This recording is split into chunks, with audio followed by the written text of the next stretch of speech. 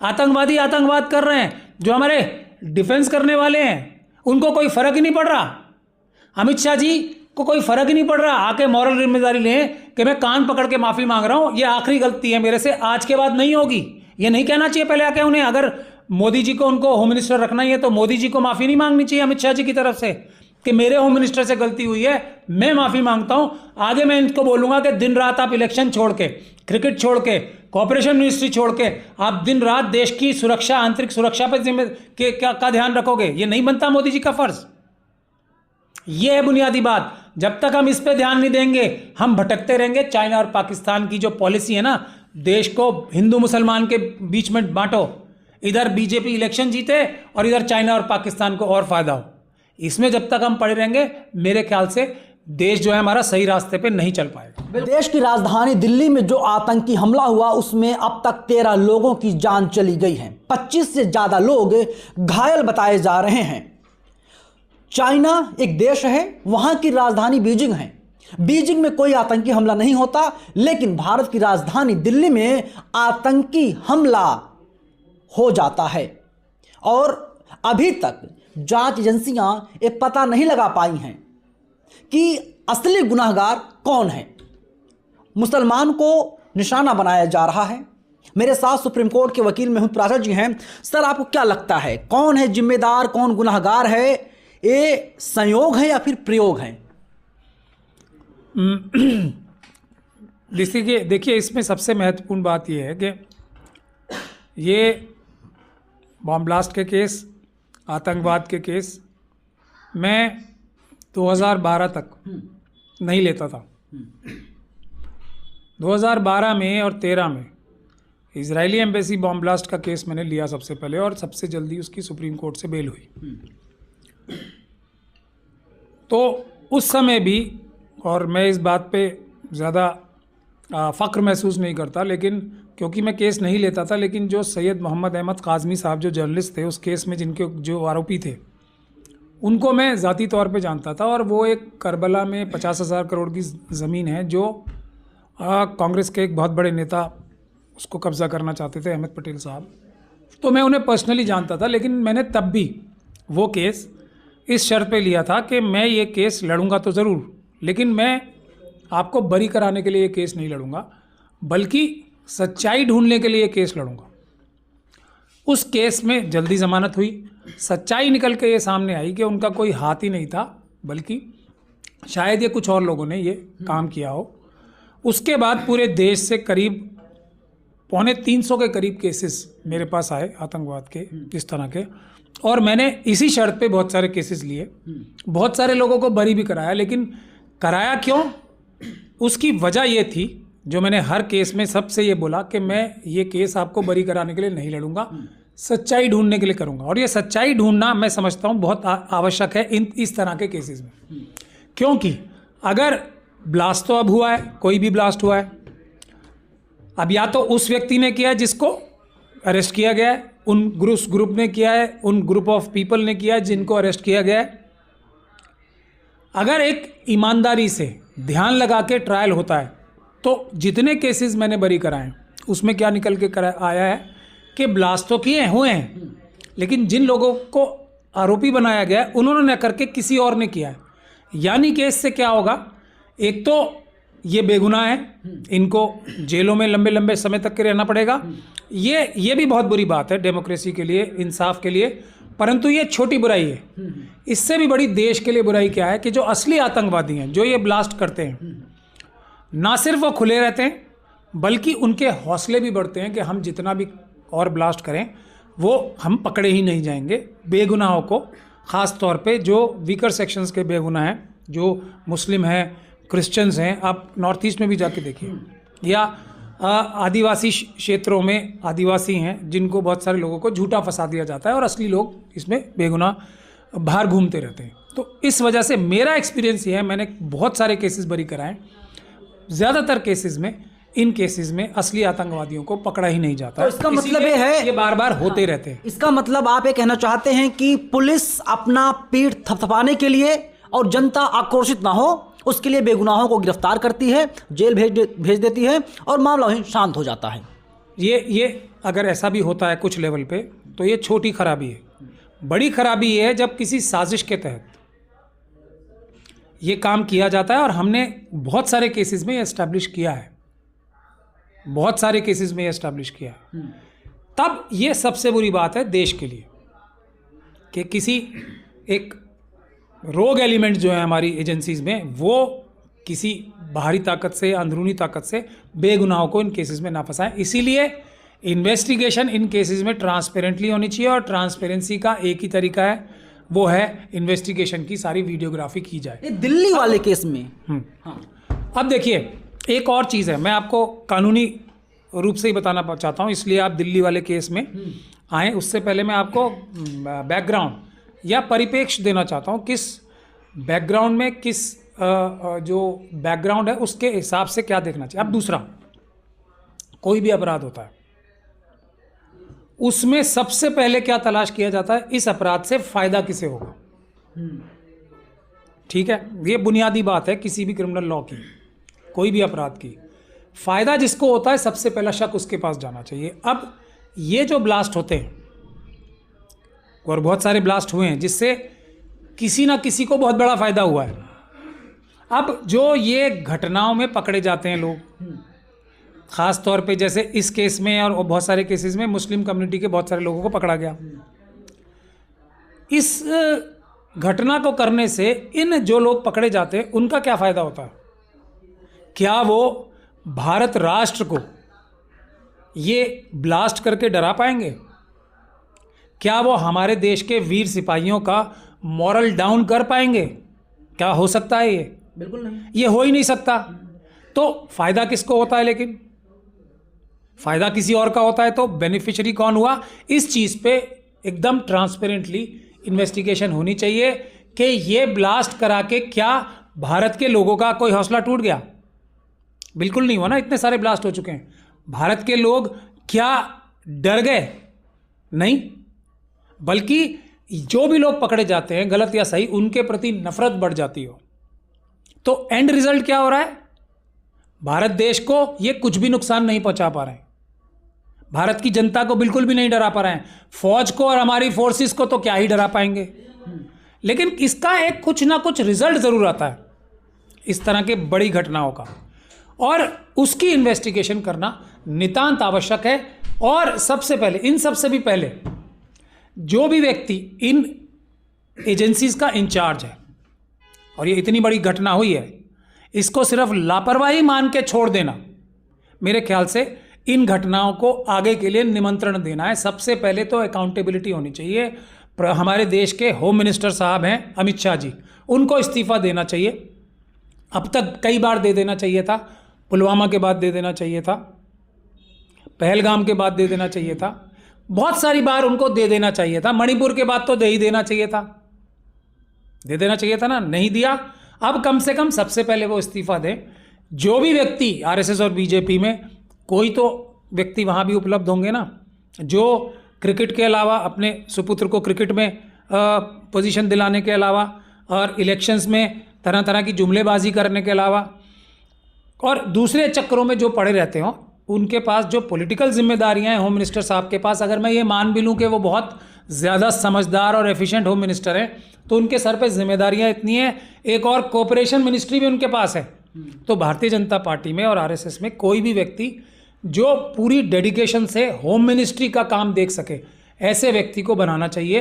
अगर ये नहीं होता तो फिर ये सारी इन्वेस्टिगेशन एक शक के दायरे में रहेगी। लेकिन ये घटनाएं जो हैं, एक विस्फोट जो है ये बीजिंग में नहीं होता, दिल्ली में, भारत में क्यों होता है, पाकिस्तान में ही क्यों होता है, अमेरिका में क्यों नहीं होता? ये सवाल अपने आप में है। ये घटनाएं ऐसी करवाई जाती हैं या स्वतः हो जाती हैं? नहीं, इतनी बड़ी प्लानिंग के साथ कोई घटना कराई जाए, अब या तो अभी देखिए इन्वेस्टिगेशन मैंने भी अभी न्यूज़ में देखा नहीं है कि क्या इसमें कोई एक्सप्लोजिव यूज़ हुआ है या ये कोई अभी तक, क्योंकि आज के सुबह के अखबारों में तो मैंने देखा नहीं है, क्योंकि खुद अमित शाह साहब का भी बयान इसमें आ रहा है कि उन्हें अभी क्लैरिटी नहीं है। आज सुबह तक की तो स्थिति है, अभी तक इसको बम विस्फोट भी नहीं बताया जा रहा। अभी तक एक्सप्लोजिव इस्तेमाल हुए हैं या नहीं हुए हैं, अगर ये भी नहीं पता लगा पाए हैं अभी तक भी हमारी एजेंसीज, तो मुझे बहुत दुख के साथ कहना पड़ रहा है कि ये बात बिल्कुल शीशे की तरह साफ है, वो एफिशिएंट लोग नहीं, क्योंकि एक्सप्लोजिव का तो 1 मिनट में पता लग जाता है कि ये ब्लास्ट किसी एक्सप्लोजिव से हुआ है या सीएनजी के फटने से हुआ है, या सीएनजी फटी तो उसके साथ पेट्रोल के अंदर जो पेट्रोलियम होता है उसके अंदर, या पेट्रोल होता है या डीजल होता है, उसमें आग लगने से बड़ा ब्लास्ट हुआ। ये तो 1 मिनट में ही पता लग जाएगा। एक जो इसके एक्सपर्ट्स होते हैं, एक्सप्लोजिव एक्सपर्ट्स, आके वो 1 सेकंड में बता देंगे ये बात। अगर वो भी नहीं बता पा रही है अभी तक इन्वेस्टिगेटिंग एजेंसीज, तो मुझे इस बात को कहने में, अपने जो भी एक्सपीरियंस मुझे है, कोई शक नहीं है कि ये पूरी एफिशिएंसी के साथ इन्वेस्टिगेशन कर पाने में सक्षम नहीं है। ये मुझे कहने में कोई गुरेज नहीं। तो पहली बात तो वही हो गई। दूसरी बात फिर वही है, एक हिंदू मुस्लिम का नैरेटिव हुआ क्रिएट इसमें भी। अगर हिंदू मुस्लिम का नैरेटिव किसी भी प्रकार से क्रिएट होता है तो चाइना और पाकिस्तान का जो एजेंडा है उसको मजबूती मिलती है। कैसे? चाइना और पाकिस्तान जो है, भारत में जो विभिन्न संप्रदाय हैं, खासतौर पे आपको पहलगांव का घटना याद है ना, वो तो बिल्कुल साफ तौर पे है कि पाकिस्तान की एस्टेब्लिशमेंट ने कराया। अब हमारे पास तो बिल्कुल ये सबूत हैं, क्लैरिटी से बात बताई जा रही है, और हमारे इस पे ना विश्वास किया जाए इसका कोई भी सबूत आया नहीं अभी तक, तो पूरी तरीके से विश्वास कर सकते हैं। वहां पे क्या गोली मारने से पहले हिंदू मुसलमान करना चाहिए था? जानबूझ के हिंदू मुसलमान किया गया, देख देख के तुम मुसलमान हो या हिंदू, उसके बाद क्यों मारा गया? भाई इतने सारे लोगों को मारा, अगर वहां से बाहर के लोग आए हैं, आतंकवादी आए हैं, उन्हें मारना है तो दहशत फैलाने के लिए तो आके धड़ धड़ मारते। हो सकता है अगर नाम पूछ रहे थे तो ज़्यादा समय लग रहा था उनका, लेकिन अगर नाम ना पूछते तो हो सकता है और ज़्यादा लोगों को मार पाते। ये मैं एक सिचुएशन इमेजिन कर रहा हूं। वो नहीं किया, उन्होंने नाम पूछे, चेकिंग की कि मुसलमान तो नहीं हो। क्यों? क्योंकि हिंदू मुसलमान की नफरत बढ़ानी थी। तो किसका फायदा होता है इसमें? चाइना और पाकिस्तान का। देश में हमारे संप्रदायों की वजह से आपस में लड़ाई हो, आपस में दूरियां बढ़े, जात के नाम पे जो हमारे वीकर सेक्शंस को प्रताड़ित किया जाता है, ये सब मैं इसको चाइना और पाकिस्तान की साजिश मानता हूं। क्योंकि चाइना और पाकिस्तान की जो एस्टैब्लिशमेंट है, एस्टैब्लिशमेंट, ध्यान से सुनिए इस बात को, मैं आपके दर्शकों से गुजारिश करूंगा, वहाँ की जो एस्टैब्लिशमेंट्स हैं वो भारत की सबसे बड़ी दुश्मन है। क्योंकि इन दोनों देशों को, भारत ही एक ऐसा देश है जो कि पूरे विश्व में डेमोक्रेसी को, और सच में विश्व गुरु बनने लायक है भारत। ये तो हमारे नेतृत्व की कमी है जो अभी तक इन हालात में विश्व गुरु नहीं बन पाया, वरना इन दोनों राष्ट्रों की गठजोड़ भी बनी है ताकि भारत को रोक के रखा जाए। ये इनका प्राइम मोटिव है, इनकी एस्टैब्लिशमेंट। लेकिन सवाल अब ये उठ रहा है, इतनी बड़ी घटना हो गई, जो तमाम एजेंसियां हैं जिसमें आईबी वगैरह हैं, इनको खबर नहीं मिली कि आतंकवादी हमला होने जा रहा है? इसे आतंकवादी बोला जाएगा, आतंकवादी बोला जाएगा? ये तो हमारे आदरणीय होम मिनिस्टर साहब बताएंगे ना, या प्रधानमंत्री जी बताएंगे। प्रधानमंत्री जी तो आपने मुझे अभी बताया वो तो कहीं चले गए हैं, भूटान गए हुए हैं मोदी जी 2 दिन के लिए। जब पहलगांव हुआ था बाहर से आके बिहार में उन्होंने भाषण दिए थे, अभी बाहर क्यों चले गए? उनको देश बचाने के लिए। भूटान में जाके बचेगा देश हमारा आगे बढ़ते रहे। वहां पर मोदी जी का बाकायदा सम्मान किया गया भूटान में। पता विश्व गुरु हैं तो छोटी बात है, कोई बहुत बड़ी बात नहीं है। लोग बेगुनाह मर गए, ये छोटी बात है।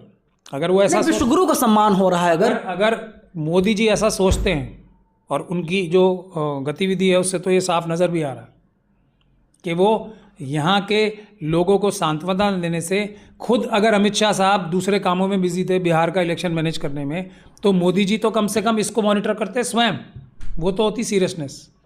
अब आईबी किसके अंडर आती है आपने मुझे बताया? आईबी रोज डेली प्रधानमंत्री को ब्रीफिंग करती है। आईबी डेली अमित शाह को, प्रधानमंत्री जी को, आईबी उनको करती है। अब अमित शाह जी क्योंकि डी फैक्टो प्रधानमंत्री भी बहुत सारे लोग बोलते हैं, मुझे तो पता नहीं है उस बारे में, तो हो सकता है उनको भी करती हो, लेकिन आईबी रॉ ये प्रधानमंत्री जी को डेली ब्रीफिंग करते हैं सुबह ही सुबह।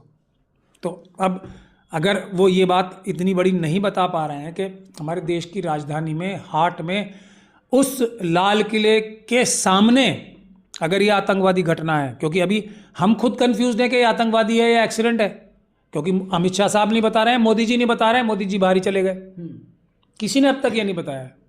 तो अब अगर ये आतंकवादी घटना ही है तो लाल किले के सामने हो गई और किसी को अभी तक यही नहीं पता कि ये किसने किया है।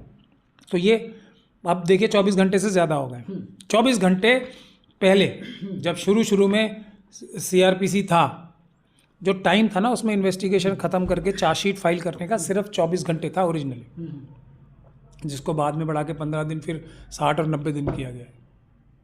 तो ये ओरिजिनल जो आइडिया है ना वो 24 घंटे के अंदर तो मेन इन्वेस्टिगेशन ख़त्म हो जाती है। अभी तक अगर ये नहीं पता तो मुझे ऐसा लगता है कि जो ईमानदार अफसर है ना हमारे देश में, उनकी जो निगलेक्ट किया जा रहा है, उनको जो ऐसी पोस्टिंग्स पे रखा जा रहा है जो एक तरीके से पनिशमेंट है, उसकी भी वजह है। भारत देश में ईमानदार अफसरों की कमी नहीं है, एफिशिएंट अफसरों की पुलिस में हो या सरकारी डिपार्टमेंट में हो कमी नहीं है।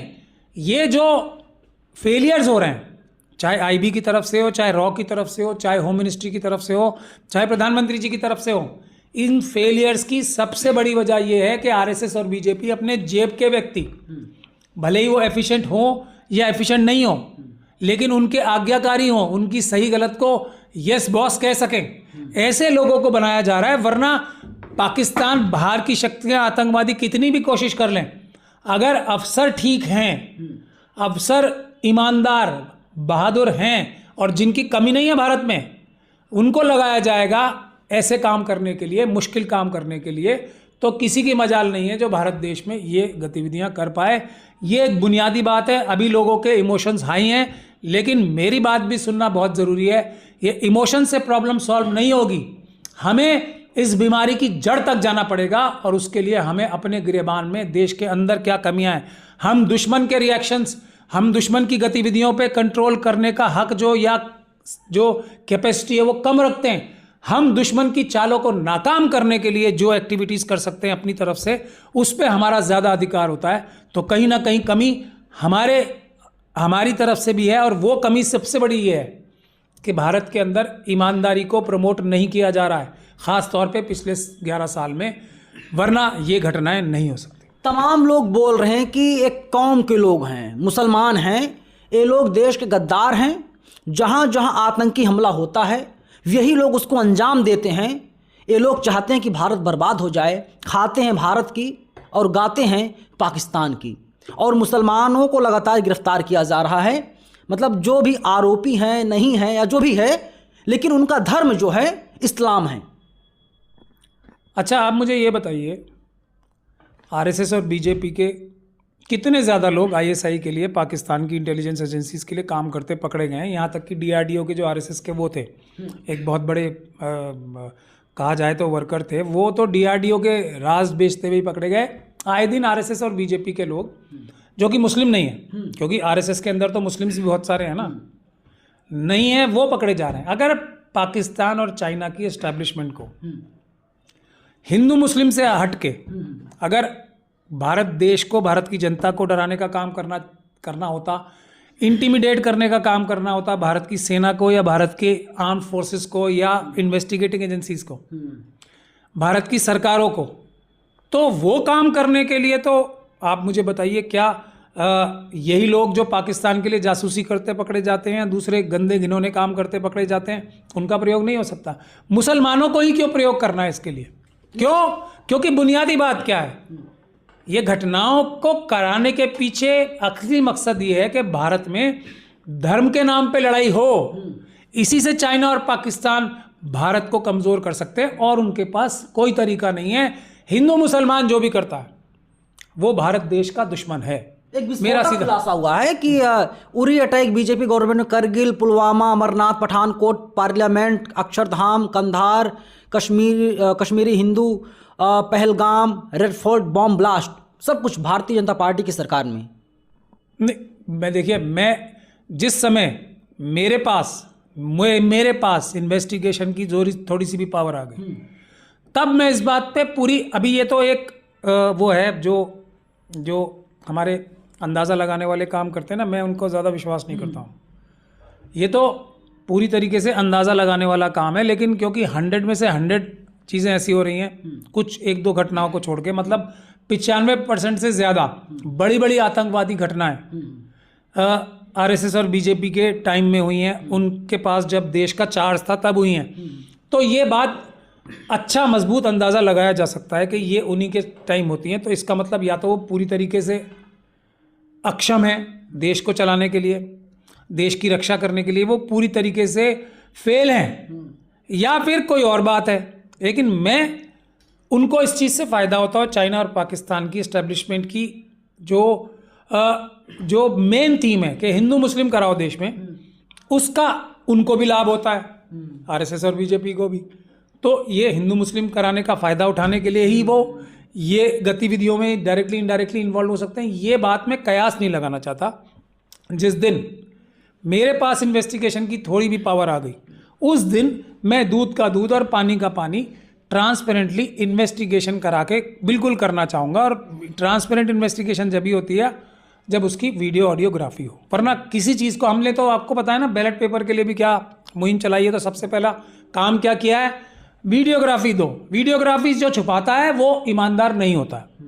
जो आंखों से और कानों से सुनने वाले सबूत, आंखों से देखे जाने वाले और कानों से सुने जाने वाले सबूत जनता के सामने नहीं रखना चाहता है, वो ईमानदार नहीं है। ये मेरा हर चीज़ के बारे में कहना है, इस बारे में भी ये मैं वो करूँगा। लेकिन एक ये मजबूत अंदाज़ा लगाया जा सकता है पिछले डेटाज और पिछली घटनाओं को नज़र में रखते हुए। लेकिन असली चीज़ तो मैं बाद में ही बता सकता हूँ। पुलवामा का सच जो है वो बाहर नहीं आ सका अब तक, कई साल बीत गए। लगता है आपको दिल्ली में जो घटना हुई है इसका सच सामने आएगा? देखिए, फिर वही बात है, सच तो तभी माना जाएगा जब वीडियोग्राफी, ऑडियोग्राफी, सारी इन्वेस्टिगेशन की जनता के सामने रखी जाए, भले ही चार्जशीट फाइल होने के बाद रखी जाए। वरना इतनी बड़ी घटनाओं में मुझे कहनी तो नहीं चाहिए ये बात, लेकिन एक क्योंकि पूरी सोसाइटी पे ही एक दबाव होता है, तो जजेस भी हमारी सोसाइटी के एक हिस्सा ही हैं और मीडिया हाउस तो हमारे हैं ही एक से बढ़कर एक। वो तो उनको तो मैं सीधे सीधे क्रिमिनल्स ही कहता हूँ। एक चैनल ने यहाँ तक कह दिया कि हरियाणा में विस्फोटक मिला है और हरियाणा की पुलिस कह रही है कि वो दरअसल शादी विवाह कुछ था, तो कुछ रॉ मटेरियल आया हुआ था, उसको टीवी ने बता दिया। अरे यही जिनको मैं क्रिमिनल्स कहता हूँ, टेलीविजन वाले, अभी पाकिस्तानी लोगों को बुला के इस पे डिबेट्स कराएंगे। अभी देख लीजिएगा, वहाँ के लोगों को बुलवा के भारत को गाली दिलवाएंगे यही चैनल्स के लोग, देखिएगा आप। ये तो लोग क्रिमिनल्स हैं, ये तो इंटरनेशनल। भारत की मीडिया चीख चीख के बोल रही है कि इस्लामाबाद में, पाकिस्तान में भी एक हमला हुआ है, उसमें भी 12-13 लोग मर गए हैं, मतलब इक्वल है। अब भारत को जो लोग पाकिस्तान से कंपेयर करना चाहते हैं, मैं तो उन लोगों को बिल्कुल भी इस लायक ही नहीं समझता कि मैं उन पे कमेंट करूं। पाकिस्तान एक इतना सा देश है, एक फेल्ड कंट्री है, भारत है। मतलब क्या हिंट देना चाह रहे हैं वो, हम लोग बराबरी पे हैं क्या? पर मुद्दे की बात यह है कि मोदी जी और अमित शाह जी ने तो बड़े बड़े किस्से गाए थे। हम लोगों ने क्या बोला था, ये ऑपरेशन सिंदूर बंद नहीं होना चाहिए जब तक मिशन अकम्प्लिश्ड ना हो जाए। मिशन अकम्प्लिश्ड क्या है कि पाकिस्तान की एस्टेब्लिशमेंट, चाइना की एस्टेब्लिशमेंट भारत पे ये दुस्साहस ना कर सके आतंकवादी हमला करने का। अब आप मुझे ये बता दीजिए, ऑपरेशन सिंदूर के बाद कश्मीर की घटनाएं देख लीजिए, बाकी सब छोड़ दीजिए आप। कश्मीर में कितने हमले हो चुके हैं, कश्मीर में कितने एनकाउंटर्स हो चुके हैं। तो ऑपरेशन सिंदूर क्या हुआ, सफल हुआ या असफल हुआ, यह देश की जनता को फैसला करना है। मोदी जी ने क्यों ऑपरेशन सिंदूर रोका, यह देश की जनता को अब सवाल पूछने पड़ेंगे। हमारी ऑपोजिशन पार्टी के लीडर्स तो जो कर रहे हो नहीं कर रहे हो मैं नहीं जानता, वो तो अपने चुनाव जीतने के लिए अपनी लड़ाई मजबूती से नहीं लड़ पा रहे। वो तो जो मशीनें हटाने की लड़ाई है, पेपर बैलेट वापस लड़ाने की लड़ाई है, वही नहीं लड़ पा रहे, तो वो आगे क्या करेंगे।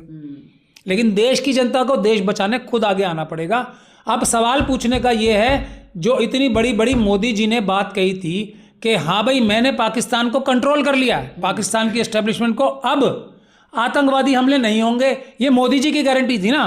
क्यों हो गया ये इतना बड़ा, दिल्ली में हो गया भाई। पहलगाम तो पड़ोस में था, वहां से तो बॉर्डर पार करके आने में ज्यादा टाइम नहीं लग रहा था, ये दिल्ली में कैसे हो गया मोदी जी। यह है बुनियादी सवाल। जब तक हम अकाउंटेबिलिटी के लिए नहीं लड़ेंगे, बाकी सब भूल जाइए। जिम्मेदार कौन है इसका, आतंकवादी या हमारे देश के जो प्रधानमंत्री जी हैं या होम मिनिस्टर हैं, जो इलेक्शन जीतने में, क्रिकेट खिलवाने में, पाकिस्तान के साथ क्रिकेट खिलवाने की क्या आवश्यकता पड़ रही थी? जय शाह साहब ने रिक्वेस्ट की थी कि हमारी कमाई में कमी हो जाएगी, बीसीसीआई और ये क्रिकेट की कमाई में कमी हो जाएगी। तो जहां मैं आपको अभी एक बात और बता रहा था ना कि जो अफसर हैं, ईमानदार अफसरों को निगलेक्ट किया जाता है। ऐसे ऐसे अफसरों को इतने महत्वपूर्ण रक्षा से संबंधित, देश की सुरक्षा से संबंधित ओहदों पे बिठाया गया होगा, मेरा पूरा दावा है ये। कैसे लोगों को? जितनी क्रिकेट जय शाह साहब को आती है उतनी सुरक्षा जिन अफसरों को आती होगी उन अफसरों को बिठाया गया है। और अब तो लेटरल एंट्री भी है ना जॉइंट सेक्रेटरी लेवल तक। तो जय शाह जैसे साहब जो हैं, जितने वो क्रिकेट में एक्सपर्ट हैं, वैसे लेटरल एंट्री से आए हुए लोग पता नहीं कहां कहां बैठे होंगे। और वैसे ही उतने ही सक्षम लोग जो जय शाह साहब के बराबर सक्षम हैं, कहां कहां इंपॉर्टेंट पोस्ट पे बैठे होंगे। ये वजह है, ये बहाना नहीं चल सकता। तो आप एक खुले तौर पर बोल रहे हैं कि देश के गृह मंत्री अमित शाह जी जिम्मेदार हैं। हम आतंकवादियों को क्यों क्यों क्यों बुरा कहते रहे? वो तो डिक्लेयर्ड बुरे हैं। बुरे को बुरे कहने से क्या फायदा होगा? आप बताओ मुझे। चलो, उनका क्या फर्क पड़ रहा है? हम उनको आतंकवादियों को आतंकवादी 50 बार नहीं 1000 बार बोल लें, फर्क पड़ रहा है? मोदी जी और अमित शाह जी को क्यों नहीं बोलेंगे? तुम कंट्रोल क्यों नहीं पा रहे? कंट्रोल क्यों नहीं कर पा रहे? देश तुम्हारे साथ ऑपरेशन सिंदूर में पूरा खड़ा रहा। मेरे जैसा आदमी मोदी जी की हिमायत में खड़ा हुआ, अमित शाह जी की हिमायत में खड़ा हुआ, और हमें निराश किया। हम जैसे जो उनके मुखर विरोधी हैं, हमने कहा नहीं, ऑपरेशन सिंदूर चालू है, अब ये खत्म तब होना चाहिए। हमने एक ही शर्त रखी थी, पूरा देश खड़ा है। अब जब तक ये गारंटी, मिशन अकम्प्लिश कब होता है? जब जो बीमारी है वो दूर हो जाए। आतंकवाद तो दूर हुआ नहीं, ऑपरेशन सिंदूर रोक दिया। इसका कौन जवाब देगा, कब जवाब देगा? ये है बुनियादी बात। जब तक हम जड़ पे नहीं जाएंगे देशवासी हमारे, कि इसके लिए पूरी तरीके से जिम्मेदार, वो है ना एक शेर, तू इधर उधर की बात ना कर, ये बता कारवां क्यों लुटा। हमें राहजनों से गिला नहीं, तेरी रहबरी का सवाल है। आतंकवादी आतंकवाद कर रहे हैं, जो हमारे डिफेंस करने वाले हैं उनको कोई फर्क ही नहीं पड़ रहा। अमित शाह जी को कोई फर्क ही नहीं पड़ रहा। आके मॉरल जिम्मेदारी लें कि मैं कान पकड़ के माफी मांग रहा हूं, ये आखिरी गलती है मेरे से, आज के बाद नहीं होगी। ये नहीं कहना चाहिए पहले आके उन्हें। अगर मोदी जी को, उनको होम मिनिस्टर रखना ही है तो मोदी जी को माफी नहीं मांगनी चाहिए अमित शाह जी की तरफ से कि मेरे होम मिनिस्टर से गलती हुई है, मैं माफी मांगता हूं। आगे मैं इनको बोलूंगा कि दिन रात आप इलेक्शन छोड़ के, क्रिकेट छोड़ के, कॉर्पोरेशन मिनिस्ट्री छोड़ के, आप दिन रात देश की सुरक्षा, आंतरिक सुरक्षा पर का ध्यान रखोगे। ये नहीं बनता मोदी जी का फर्ज।